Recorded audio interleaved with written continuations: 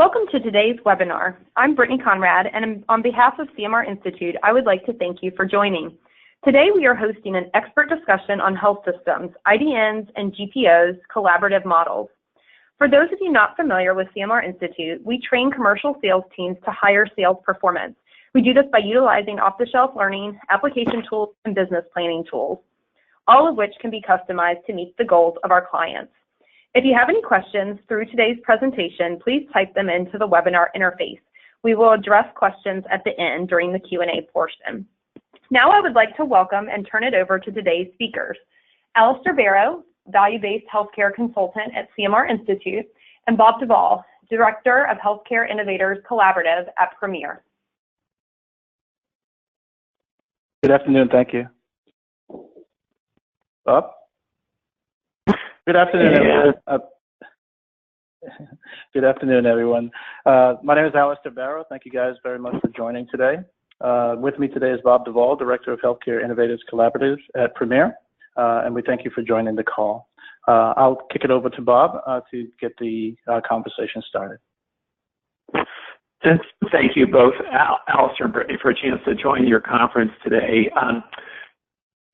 I hope everybody is in a warm location. I think there's a lot of snow going across the southern half of the U.S. to the East Coast, so hopefully you're in a good spot to listen to this. We had hoped to talk about three things today. One is just a level set around the healthcare reform movement. Second is share how Premier is working with our health system network to move towards value-based care models in response to healthcare reform, and then we'll land on a case example at the end.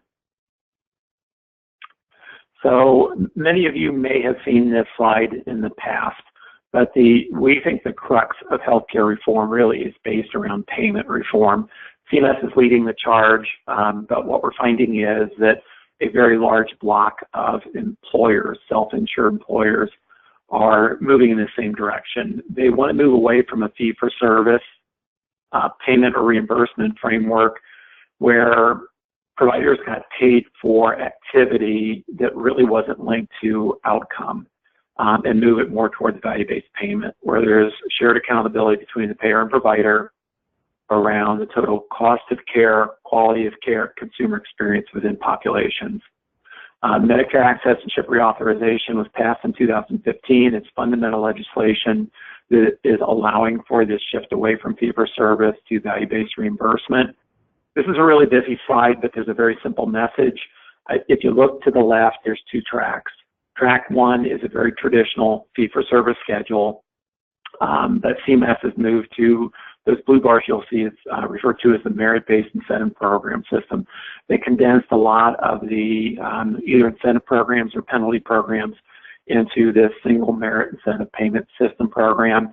Measurement began in 2017, and payment will begin this coming year around that. If physicians opt to stay in track one, if they bill for Medicare, then they're automatically enrolled in this MIPS program. Now, the design feature of this was to be so onerous that physicians would want to voluntarily move into track two. Track two is characterized by two-sided risk care delivery models, and that's the basic premise. The intent here is to move physicians out of that fee-for-service track one and eventually move them into track two, which is moving towards capitated models. So the next slide is going to talk a little bit more, provide more detail on track two. There are a number of models that qualify for that track two. We like to lump them in three buckets. So one of them is accountable care organizations. You'll see to the right that there's a number of types of accountable care organizations. Bundled payments is the second bundle. It's the same example where there's a number of different types of bundled payments that are in the marketplace. And the third are primary care models. What's not listed on here is another model that Premier has also deployed. It's not listed because it's not a CMS model. There's a Federal Trade Commission model called the Clinically Integrated Network.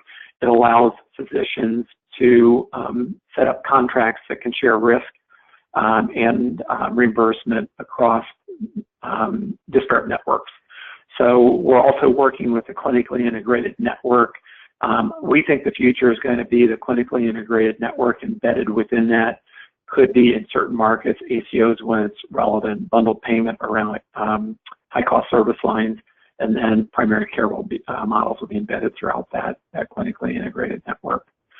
So there's a lot of buzz about the different types of models, but big picture, everything that you see on slide 4, the common link here is that there's a two-sided risk component. There's an upside and a downside risk component from a payment standpoint. Now, with each of these models, there's also a very common chassis in terms of how the performance assessment is organized. And so you'll see this in a report card fashion. It begins with that resource use, and it's about reducing the annual per capita cost per beneficiary. That's going to be the starting point for any of the models you saw in the prior slide. And then CMS has set up a framework for how to reduce that cost. And it's going to be through very traditional areas that we're all comfortable with. It's around improving clinical quality and safety. It's around consumer satisfaction, but we think as time moves forward, engagement and activation are going to be as important as satisfaction. Third category is around promoting interoperability. So it's managing data in the EHR, but also across clinically integrated networks. It's going to be that flow of data and workflow. And then finally, there's a fourth category where providers get credit for doing clinical practice improvement activities. So that's the basic framework. CMS has set this up through MACRA. What we're finding with the commercial payers is that the majority of the commercial payers are moving away from fee-for-service, moving towards value-based payment. And even though the vernacular may not be consistent with CMS, this concept on slide 5 seems to be consistent with our commercial payers, that they're going to follow this type of a framework as well. So that's the overview of the marketplace and where we think everything is moving towards. That last slide 5, we think is fundamental for everybody online. It's fundamental for our payer community, for our provider community, and also our pharmacy community. It's an area, a common area where we can all come together and align and work together. So this next section I want to share with you briefly is how Premier has been engaging our health systems in this conversation. We do it through a collaborative model, and we've been using this model for over a decade. And so it's not something we just started to do in the last year or two. It's happened over time. With that, we tend to build roadmaps. It began with hospital quality and safety 10 years ago. 7 years ago, we started to work with our health systems on deploying these value-based care models. And so what I want to show you next is the high-level roadmap we use when we engage our health systems. There's a lot of complex work in this space. You're going to find quickly that you're in many of these work areas. And we are relying on industry to be able to align this work and start to begin working with the payer and provider in these value-based care models. So we'll start to call that out when we share this roadmap. There's really 6 main things we work across in the roadmap. We start from left to right around organizational strategy and physician engagement. And as we go into a system, we will do a market scan of their marketplace. Not everybody needs to be in an ACO. So we're going to look at the marketplace to see what the best models will be for a particular geographical area. Second, we'll start to do an internal scan of the health system. We're looking for their core competencies and capabilities. We're identifying gaps in terms of those the organizational and operational requirements to deploy these models. And then we also work with leadership. So those tend to be the 3 main areas we work on in terms of the organizational strategy. Second box from the left is around physician engagement. We do have a legal team that works with our health systems, and we consult with them on different physician alignment strategies. So these are predominantly different types of models, and then the contractual arrangement that physicians would engage in to participate in these different models. So I'm not going to share a lot more detail in those first 2 boxes. It's a lot of the heavy lifting we do with our systems on the front end. I don't know that there's a lot of overlap with our manufacturing community in that space. But it's the next 4 boxes that I want to spend a couple of minutes and really share more detail. I do believe that there's overlap with your organizations in this. It's going to be around the population analytics, risk-based contracting, care management, as well as execution of these models. So as we think about population analytics, all our health systems have purchased their electronic health records. So they've converted a lot of data into digital records. They don't have the analytics and the artificial intelligence necessary in those EHRs to manage large populations. So we do work with our members around the analytics piece. The areas that we continue to work on is risk assessment across broad populations, as well as segmentation of populations. As part of the analytics, we're also building out a report carding and benchmarking system for health systems. So we use that report carding benchmarking system, particularly in our collaborative. As systems move into models, we can report card their individual performance, but we're comparing them against other health systems in the collaborative, and that's an accelerator. You'll see the 4 bullets below that report card in the lower left corner. Those are the same performance measures that I referenced under MACRA. So again, that's that common framework we can all embrace and really start to work together to improve those performance measures. So the next area of work is in the middle of the slide, which is starting to move beyond just the data and the analytics, but to build out that artificial intelligence. It's really the clinical decision support in real time. And so Premier's have made an announcement, I think it was 2 weeks ago, where we purchased Stanson Health, which is a clinical decision support platform. These are the types of tools that we're going to get into a suite at the provider level and really help with decision making, particularly with that type of a resource. We're looking for evidence-based, appropriate utilization of resources. It's trying to eliminate the waste and error that occurs in general practice. You'll see also that we listed the consumer under that decision support area. The market is going to move much more to a consumerist marketplace. So the data that we're managing will also extend out to the consumer. It could be through the patient portal of the EHR or through other things that you see here, call centers, telehealth, voice activated response systems. But we expect that data will reach out to the consumer so that they can be a better individual to organize that and manage the health of their family unit. And then finally, we think research is a big part of the population analytics piece as well. Much of what we're doing is developmental. So we do work with our health systems and the manufacturing community, whether it's retrospective, concurrent, or prospective research to help kind of figure out the data analytics piece and that decision support piece. So there's a lot of work here in this space, and again, I think everybody online recognizes that. You're probably actively involved in this as well.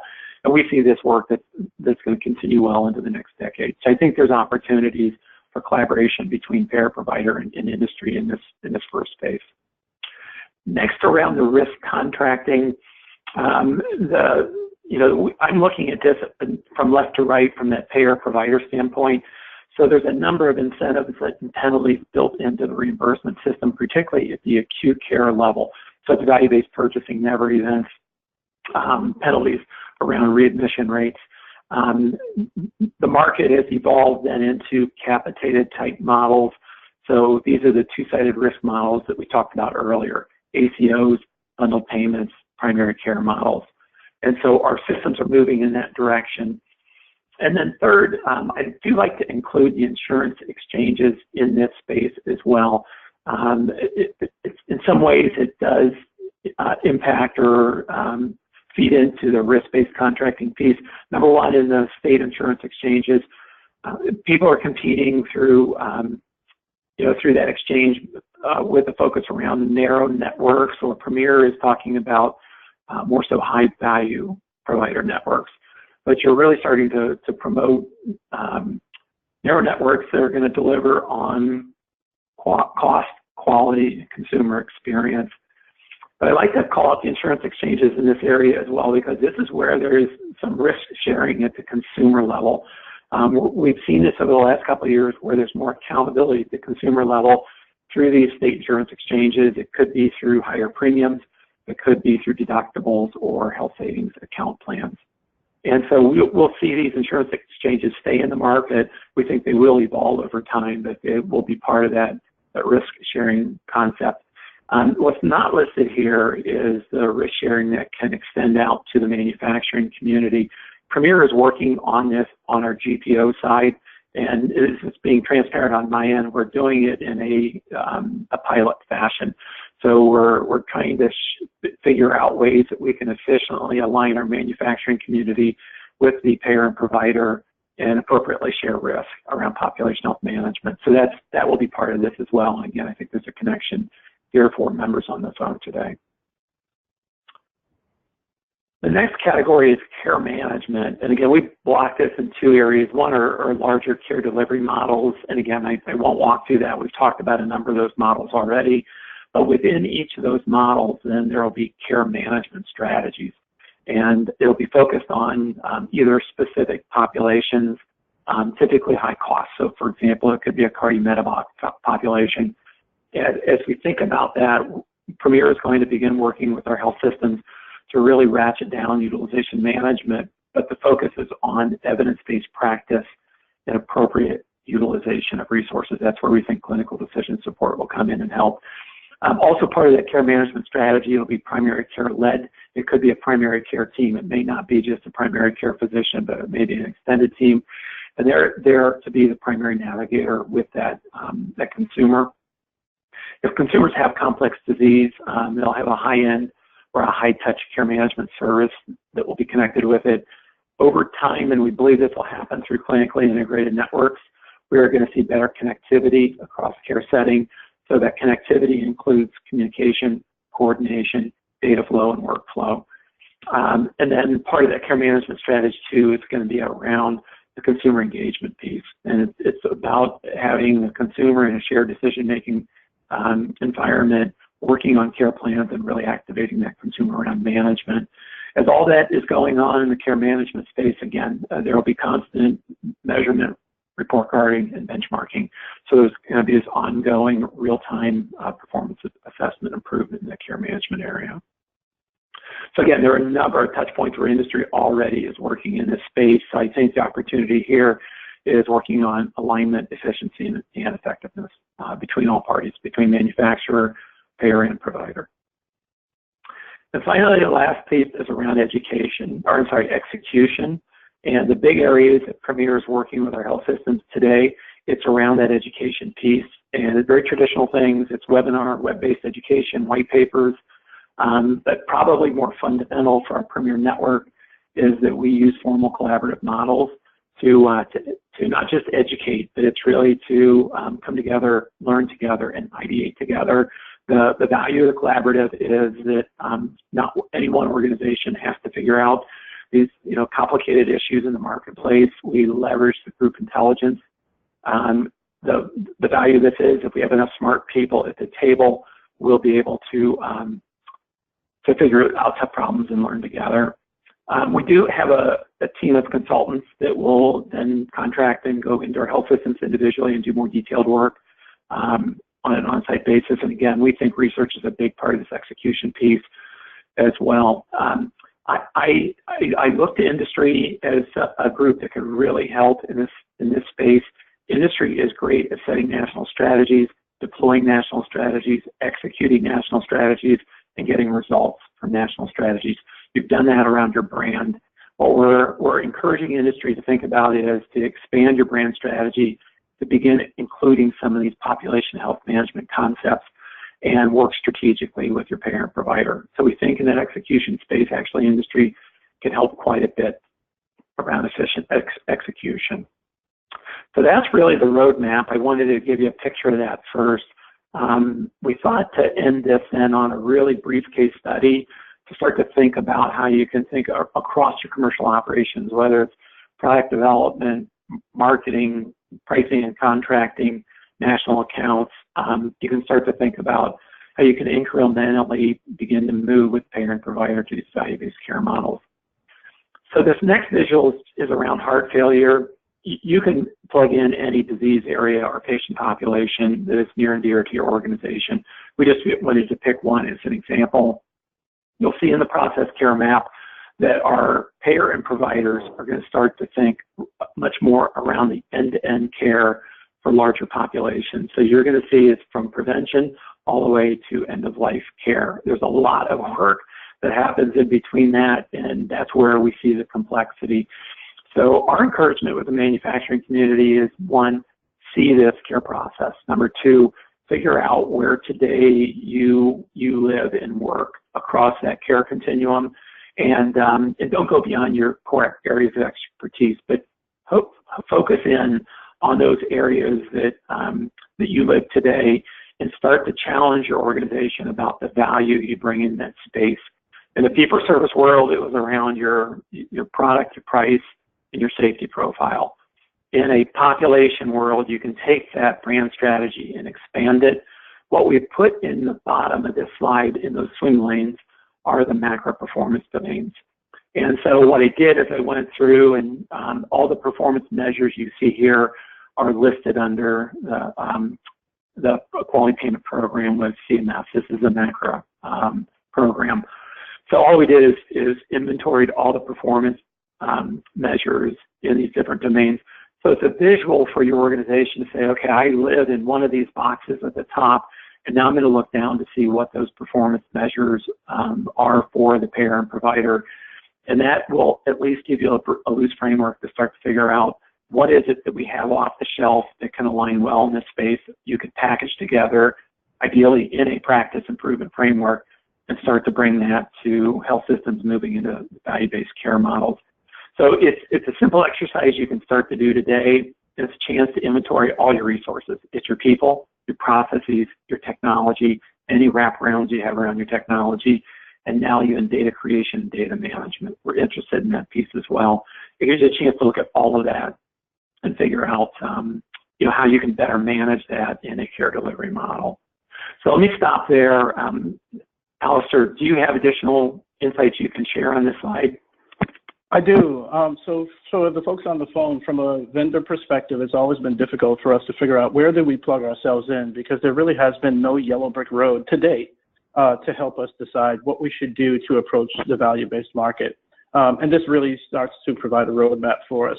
So from the perspective of the metrics at the bottom, as Bob mentioned before very carefully, if you look at the boxes up top and you figure out where you can plug yourself in based on your products and services, then it's about really getting all of our resources together in terms of the people, the processes, the products, and any of the value adds to think about quality, consumer experience, cost efficiency, practice improvement, and interoperability.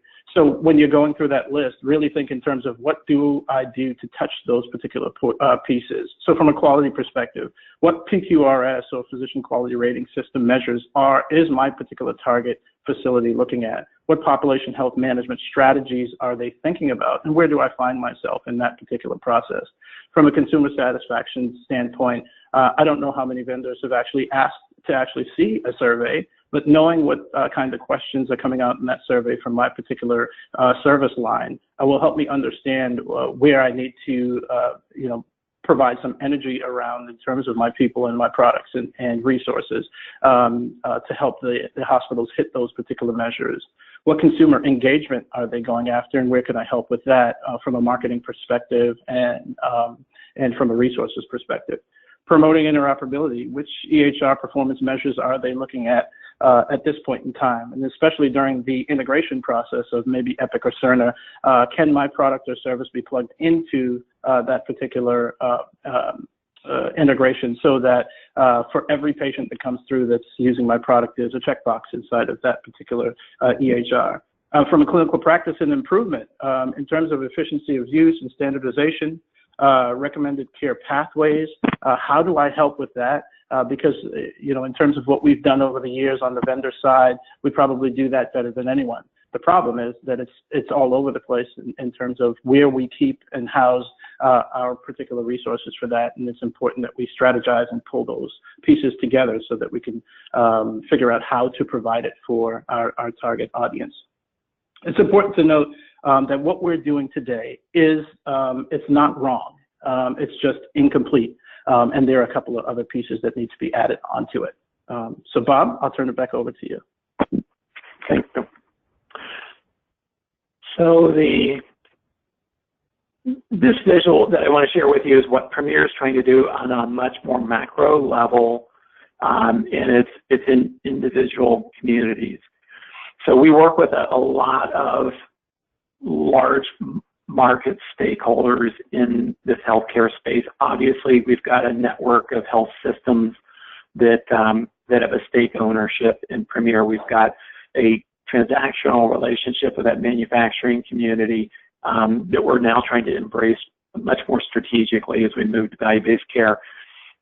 We've got payer relationships, whether they be with commercial payers or if they are payers embedded in our health systems or integrated delivery networks. And then that fourth bucket you see there, we're starting to reach out to community assets as well, particularly national pharmacy chains. We're working more intimately at this point with Walgreens and Kroger in the pharmacy space. So what Premier will be able to do as a larger organization is, as we start to look at that care process, in the prior slide, we can look to see where all the manufacturers line up. So for each of your respective organizations, there's going to be another company on the left or right side of you on that care process doing really good work. Premier wants to line all that up and start to organize it. We can also layer on that the payer engagement piece, and then also community partners that could be part of that entire care continuum. So this is going to be work in front of us over the next 5 to 10 years. It's formative work. And so, again, we do this in a collaborative model where we're looking at that long-range planning and trying to incrementally make advancements as we move forward. This last slide I want to share with you is what we think that good can look like as you bring population management strategies to a GPO. And so if you move left to right, as you do this, think about the type of problem you're solving for in the marketplace, and it has to be a big enough problem, right, that it could affect that per capita cost or any other performance measures you saw in that macro framework. Second, as you bring your solution, just organize the science behind it and show us that it's evidence-based and it's appropriate care. Third, we're having this conversation more and more. It's around data creation and data management. So we're actually engaging early on with our manufacturing community about what that looks like. Those three things then can inform a value-based contract. And again, we're experimenting today, but we are starting to experiment, bringing the manufacturer in with the payer and provider around shared risk. Once we've completed those things in pilot fashion, we are actually now working with you to co-create a communication and an execution strategy to take your product and your service out into the marketplace. And again, we're starting to do that kind of work in pilot fashion as well. So I hope this is at least a reasonable roadmap for you to think about, over the next 18, 24 months. This is where Premier is going to be at. Guys, just in closing, there's more responsibilities being put on the provider and the patient today, which is causing a lot of headaches for us on the vendor side of the business, both in decreased reimbursement for the provider and out-of-pocket expenses for the patient. So it's important as we put our plan together and our approach for the marketplace that we think about what all of them have in common, no matter which one of our targets happen to be, whether an ACO, whether they're performing in some sort of bundle payment process or alternative payment plan. They all have some characteristics that are in line with each other. One, they're focused on chronic disease management. So as you think about your products and services, how does it fit into renal disease, cardiovascular disease, oncology, joint repair, and management of the whole degenerative process? Coordination of care, number two, is in focus today as well. So it's important to include not just your target physician and staff, but also the folks that provide services for those particular folks or give referrals to those particular areas. It's important to involve them because some of them may be involved in the decision-making process in your products and services. And three, it's important to focus on what the provider is focused on. So if they're focused on bundle payments or if they're focused on some sort of alternative payment model, it's really important to have a really good health economics and outcomes reimbursement strategy so that you can understand how you impact that particular bundle payment. CMR is a company that is focused on helping companies find ways to shift the way that they think about their value proposition and their go-to-market strategy so that they speak directly to the audience that's in front of them. So what they do by building value propositions in live workshops, getting inside the C-suite and getting a seat at the table, understanding how to build out a strong go-to-market strategy, and then strategies for effective risk contracting, which is becoming more and more popular as time goes on. So what I would encourage you guys to take a look and not try to create all of this stuff in a vacuum. And finally, at the end of the day, I just want to show you just a quick example of what a value proposition looks like. But it needs to consider all of these pieces. And you need to ask yourself, does my value proposition include a time frame and how long it takes to implement? Key target users, and maybe some of those referral folks as well that are involved in the process. What's my next best alternative? What's the best option for these folks? The value experience, is it positive or negative in dealing with my company? And if it's not, we need to figure out how to change that. The value qualification. So how do we measure? It's becoming more and more important that as we go to market with our value proposition, that there's a way to measure the results, especially in the area of risk contracting. And then finally, what's the price? Because again, at the end of the day, they're looking at lowering the total cost of care, which includes patient management inside the hospital, post-acute care, and also the price of your product. So what's your contribution margin as it relates to the DRG that's being measured? All of those things you need to think of. So in closing, I'd just like to say that, you know, there are a lot of resources out there in the marketplace, CMR Institute being one of them, chief among them, that will help you focus on that. It's important to take a look at those things before deciding what to do. Thank you guys all for joining today. I'll stop there and just see if there are any questions. Yeah, I think we have run up on our time. So if anyone has any additional questions, feel free to reach out to us with the information that's on the screen. And so on behalf of CMR, I'd like to thank Alistair and Bob for today's webinar. Thanks, everyone. Thank you. Have a great day, everyone.